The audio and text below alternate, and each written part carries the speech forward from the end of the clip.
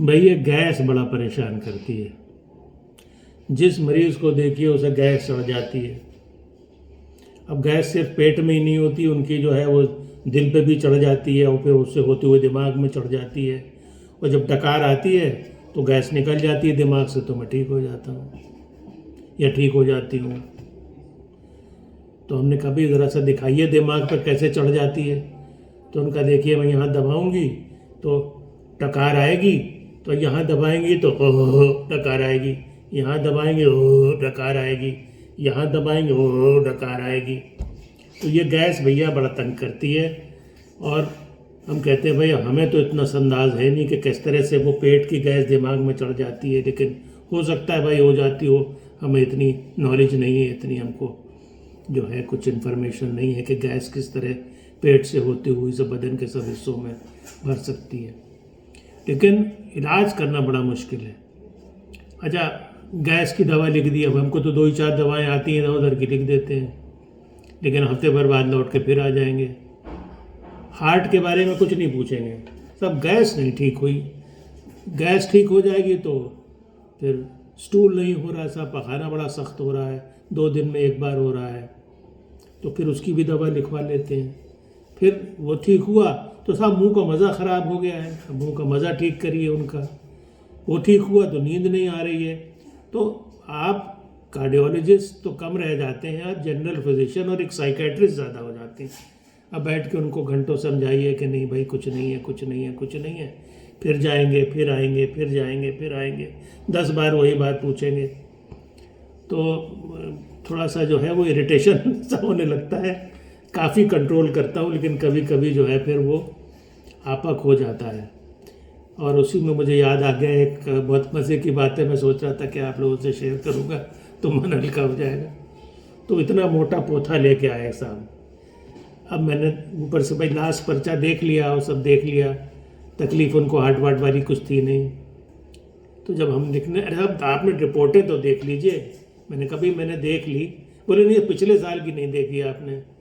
तो मैं दिखा दो भाई, तो पिछले साल की देख लें तो वो 4 साल पहले की भी देख लीजिए। और फिर वो छड़े गरे कागज़ उनको देख रहे हैं, परेशान हो रहे हैं वो भी, और मैं भी बहुत इरिटेट हो रहा हूँ। खैर आपने दवा लिखना शुरू किया तो डॉक्टर साहब ये दवा तो मैं खा चुका हूँ पहले। अच्छा भाई काट दी। दूसरी लिखने लगे, डॉक्टर साहब ये तो कुछ सूट नहीं करती मुझे। अच्छा भाई, तो वो काटी। तीसरी दवा लिखने लगे, डॉक्टर साहब इसकी डोज तो ज़्यादा नहीं हो जाएगी, देख लीजिए डॉक्टर साहब मुझे ज़रा सा सब चीज़ों पे जो है। फिर वो भी काटी। चौथी दवा लिखने लगे, साहब ज़रा सा मुझे एलोपैथिक दवा से एलर्जी हो जाती है। मैंने कहा भैया तुमने सादा कागज़ उनके सामने रख दिया आपने। हमने कहा यार तुम दवा अपनी लिख लो, मैं दस्तखत कर देता हूँ, जो तुम्हें खाना हो खाओ, मुझसे दस्तखत करा लो। तो इस तरह के लोग भी आ जाते हैं, तो अच्छा रहता है, मज़ा भी रहता है और इरिटेशन भी होता है। आई एम श्योर जो हमारे प्रैक्टिसिंग फिजिशियंस हैं बेचारे, वो सब ये चीज़ें रोज़ फेस करते हैं।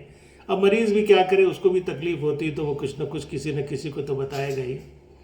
लेकिन हम लोग as cardiologist, as super specialist जो है, या मेडिकल कॉलेज में थे तब तो डांट के भगा देते थे कि भाई देखो ये हमारा काम नहीं है, जाओ दूसरे मेडिसिन में दिखाओ जाके इन सब तकलीफ़ों के लिए। लेकिन अब जब बैठे ही हैं यहाँ पे हम लोग अपना रिटायरमेंट के बाद 2-4 घंटे वक्त काटने, तो फिर मरीज़ों को थोड़ा सा पैम्पर करना पड़ता है, उनको पैपअप करना पड़ता है, उनकी जो है गैस की और भूख न लगने की और यहाँ दर्द वहाँ दर्द की तकलीफ़ें सुननी भी पड़ती हैं और अपने तरीके से डील भी करना पड़ता है।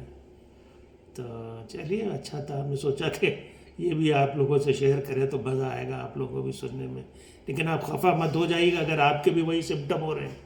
आप कहते हैं कि डॉक्टर साहब मजाक बना रहे हैं, हमें भी यही तकलीफ़ होती है, हम जब बताते हैं तो फिर वो आप हम हंसी मत उड़ाइए हमारी। नहीं मैं हंसी नहीं उड़ा रहा भाई, आई एम श्योर कि आप सब लोग जो हैं वो ठीक ही रहेंगे और ठीक ही होंगे। लेकिन ये कि हाँ, हर आदमी जो है हर चीज़ का इलाज नहीं कर सकता, ये कहना चाह रहा हूँ कि आप कार्डियोलॉजिस्ट से एक्सपेक्ट करें कि वो सारे इलाज कर देगा। जैसे हम गोरखपुर चाहें, बहुत दूर चाहें, सब दवा लिख दीजिए, तो वो थोड़ा सा डिफ़िकल्ट हो जाता है। हम लोग भी क्या करें, बताते हैं समझाते हैं।